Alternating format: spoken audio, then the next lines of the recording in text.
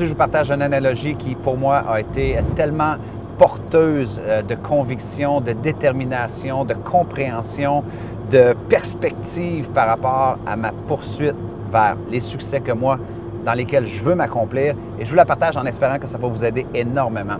Cette analogie-là m'a été confiée, moi, par un de mes partenaires, collègues, mentors, coach du nom de Vince Poscenti, un grand coach canadien, un conférencier qui demeure maintenant aux États-Unis. Bref, l'analogie est la suivante. Lorsqu'on veut avoir davantage de succès, la lettre à laquelle on devrait le plus porter attention dans le mot succès, c'est inévitablement la lettre S. Pourquoi? Parce que c'est une bonne indication, c'est un excellent préambule de ce qui nous attend, soit un parcours sinueux. Alors évidemment, il y a des clés qui nous aident vraiment à peut-être à comprendre un peu comment on peut bien naviguer ce parcours sinueux-là pour maintenir le cap et se rapprocher et progresser en direction de nos objectifs et de nos rêves. Donc, on y va sans plus tarder avec la clé numéro 1. Clé numéro 1, la première clé dans le S de succès, c'est inévitablement la lune de miel.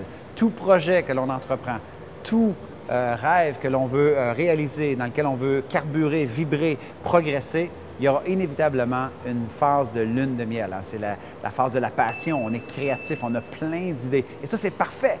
Et très souvent, bien, cette phase-là peut devenir enivrante, peut devenir addictante et elle peut nous faire perdre de la perspective. Et on peut constamment être à la recherche d'une lune de miel, surtout si on perd de vue qu'il y a une deuxième clé dans le S du succès, qui est la suivante, clé numéro 2.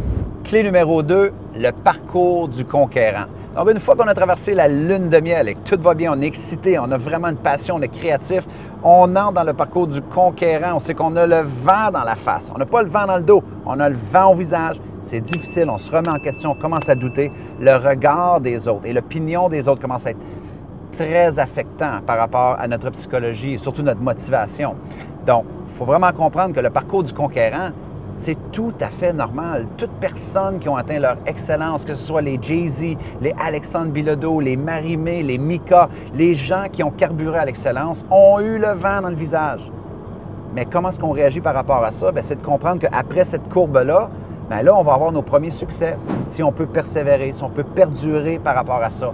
Le problème, c'est quand on est dans le parcours du conquérant, eh bien, les gens souvent font une lecture de cette adversité-là comme étant un signe que ce n'est pas pour eux ou pour elles. Et ce qu'ils font, c'est qu'ils vont aller retourner, un peu comme quelques arpents de piège, ils vont redescendre, se choper une lune de miel pour dire « Ah, c'est tellement difficile, je vais retourner à la lune de miel. » Ils recherchent la facilité, les promesses magiques, les baguettes magiques, alors qu'il n'y en a pas. Il faut faire le parcours du conquérant et par la suite, ça nous amène à la clé numéro 3. Clé numéro 3. Donc, une fois qu'on a traversé la lune de miel dans ce projet-là, dans ce rêve-là que l'on a, et qu'on a affronté le parcours du conquérant, eh bien, très souvent, qu'est-ce qui vient dans la clé numéro 3? C'est la victoire du résilient. Appelez ça avoir la foi, appelez ça avoir confiance, appelez ça croire en soi-même, mais chaque personne qui a accompli de grandes choses, ils ont fait le même trajet. Lune de miel, excitation, c'est enivrant. Par la suite, ils ont le vent en face, c'est difficile, ils se remettent en question, ils doutent. Mais comment qu'on fait pour parvenir à son succès ou à davantage de progrès si on ne s'accorde pas cette permission-là de traverser le parcours du conquérant? Quand on le fait, selon moi, eh bien, on se retrouve à faire la victoire du résilient. On a nos premières victoires, on a nos premiers clients, on est content, on est satisfait de nous-mêmes, on est fiers. Sauf que la bonne ou la mauvaise nouvelle, c'est que maintenant, vous connaissez la formule qui vous attend. C'est un préambule, ce S-là. Mais voici un peu la moins bonne nouvelle, ou peut-être le défi pour vous et pour nous tous, c'est que ça continue toujours à se répéter.